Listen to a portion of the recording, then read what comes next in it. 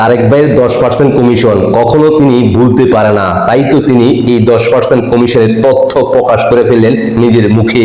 শুনতে থাকুন। বর্তমান সরকার সিদ্ধান্ত গ্রহণ করেছে যে আগামী 5 বছরের মধ্যে বাংলাদেশের 553টি যে উপজেলা আছে, প্রত্যেক উপজেলায় এখন যে 50 সদস্যের হাসপাতাল আছে, এই 50 বেডের হাসপাতাল আছে, এটিকে ইনশাআল্লাহ আমরা 151 বেডের হাসপাতাল রূপান্তরিত করব।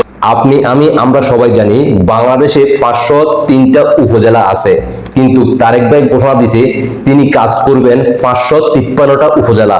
এবার আসেন 10%, আমি কিভাবে বললাম 503টা উপজেলাকে যদি 10% কমিশন করেন তাহলে 50+ করলে হয় 553টা উপজেলা।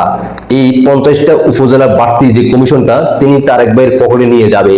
যদিও না এই 50টা বাড়তি উপজেলা বাংলাদেশের আয়তনের ভিতরে কোথাও নেই, আছে শুধুমাত্র 503টা।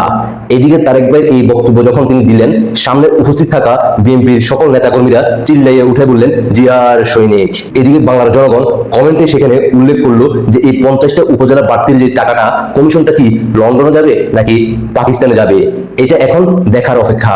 তারেক ভাই বিষয়ে এখন পর্যন্ত বিবৃতি দেয় নাই যে এটা তিনি কতটুকু ভুল করছেন।